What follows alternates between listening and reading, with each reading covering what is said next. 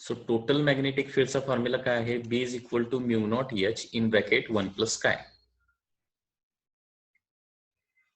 Okay, mu naught H in bracket 1 plus chi. So this is the total magnetic field. Mu naught into H plus in bracket 1 plus chi. किंवा आपण असं म्हणू शकतो total magnetic field is equal to mu naught mu r into H because 1 plus chi is mu r ना. Total magnetic field is mu naught mu r into H किंवा त्यालाच काय म्हणणार mu naught H 1 plus chi.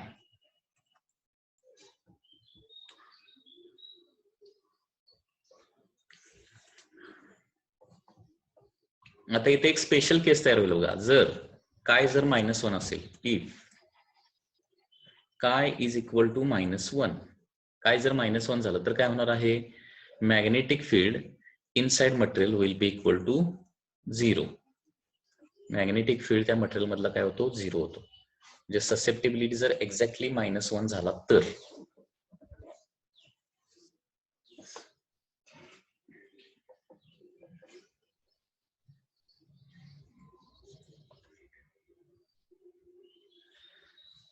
and this effect is called as Meissner's effect. Okay, Meissner effect.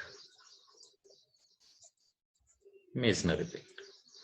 This effect is called as Meissner effect. बघा, if chi susceptibility is equal to -1 असेल, then B काय येणार बघा? कारण B is equal to mu naught H in bracket 1 plus काय आहे ना, म्हणजे 1 minus 1 that is becoming 0, so B is equal to 0. म्हणजे जर ससेप्टिबिलिटी एखाद्या मटेरियलची जर -1 झाली तर त्या मटेरियल मध्ये मॅग्नेटिक फील्ड लाईन्स किंवा मॅग्नेटिक फील्ड अजिबात नसतं त्या मटेरियलच्या आतमध्ये. मटेरियलच्या बाहेर असेल परंतु त्या मटेरियलच्या आतमध्ये तुम्हाला मॅग्नेटिक फील्ड अजिबात मिळणार नाही. म्हणजे असं होणार, म्हणजे हा सपोज असं होणार. मेझनर इफेक्ट नुसार suppose this is B not. B not म्हणजे काय? व्हॅक्यूम मधलं मॅग्नेटिक फील्ड. आणि या फील्ड मध्ये मी एक स्पियर ठेवला, असा स्पियर की ज्याची ससेप्टिबिलिटी काय आहे? -1 आहे. तर या मॅग्नेटिक फील्ड मध्ये असं ठेवल्यानंतर काय होतं बघा, सगळ्या मॅग्नेटिक फील्ड लाईन्स बाहेरून त्याच्या बाहेरून पास होतात. ओके, एकही लाईन त्याच्यामधून पास होत नाही. म्हणजे आतमध्ये मॅग्नेटिक फील्ड कम्प्लिटली काय असणार आहे? 0. हे मेझनर इफेक्ट मध्ये असं होतंय. ओके, सो मेझनर इफेक्ट मध्ये magnetic field inside material, okay, inside material के अंदर मैग्नेटिक फील्ड कंप्लीटली 0 रहता है. ओके, और ऐसा कौन से मटेरियल में होता है? जो सुपर कंडक्टिंग मटेरियल है, सुपर कंडक्टिंग मटेरियल, उस मटेरियल में ऐसा होता है. Okay, this effect takes place in super conductors. Super conductors म्हणजे मर्क्युरी जर 4.2 केल्विनला ठेवली, 4.2 केल्विनला ठेवली आणि त्याच्यावर एक्सटर्नल मॅग्नेटिक फील्ड अप्लाय केलं तर magnetic field inside mercury is completely 0 because mercury become super conductor at 4.2 kelvin. 4.2 kelvin म्हणतोय मी, लक्षात घ्या. म्हणजे अप्रॉक्सिमेटली इट इज -269 किंवा -268 डिग्री सेल्सिअस.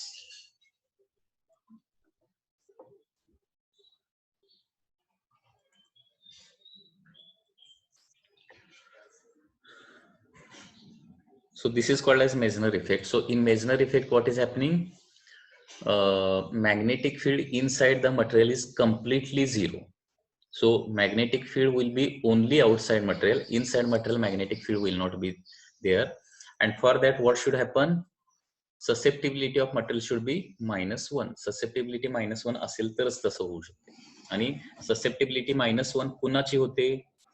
तर सुपर कंडक्टिंग मटेरियल जे आहेत, व्हेरी लो टेम्परेचरला जे सुपर कंडक्टिंग मटेरियल, म्हणजे काही मटेरियल टेम्परेचर खूप कमी केलं तर ते सुपर कंडक्टर्स होतात. ठीक आहे, सुपर कंडक्टर म्हणजे रेझिस्टिव्हिटी इज कम्प्लिटली 0. रेझिस्टिव्हिटी अजिबात नसते त्यांच्यामध्ये, रेझिस्टन्स 0 असतो, त्याला सुपर कंडक्टर म्हणायचं. तर हे super conductor at extremely low temperature shows this Meissner effect.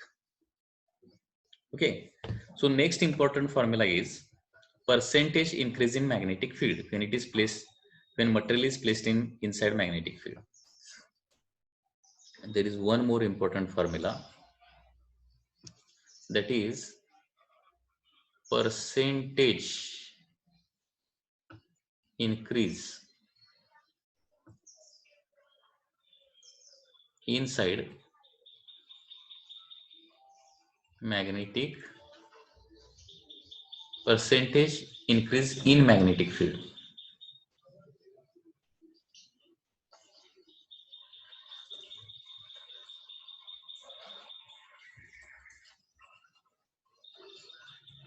Due to material. Okay, हे कसं काढणार बघा solution. Before placing material,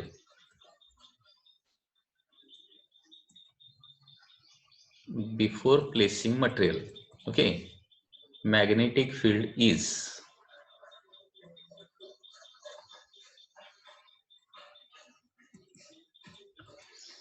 B naught is equal to mu naught into H. म्हणजे मॅग्नेटिक मटेरियल नसताना सुरुवातीला मॅग्नेटिक फील्ड किती असणार आहे, mu naught into H. Okay, now after placing magnetic field, after placing material, magnetic field is, मतलब total magnetic field B is equal to mu naught H in bracket 1 plus काय, बरोबर आहे ना. म्हणजे material नसताना H या इंटेन्सिटीमुळे तिथं vacuum मध्ये किती मॅग्नेटिक फील्ड तयार होणार, H मुळे किती, म्यू नॉट H. आता मटेरियल प्लेस केल्यानंतर किती मॅग्नेटिक फील्ड तिथं, टोटल मॅग्नेटिक फील्ड किती डेव्हलप होणार आहे, mu naught H in bracket 1 plus काय. तर काय is the susceptibility of the material. So therefore percentage increase जर काढायचं असेल, percentage increase in magnetic field,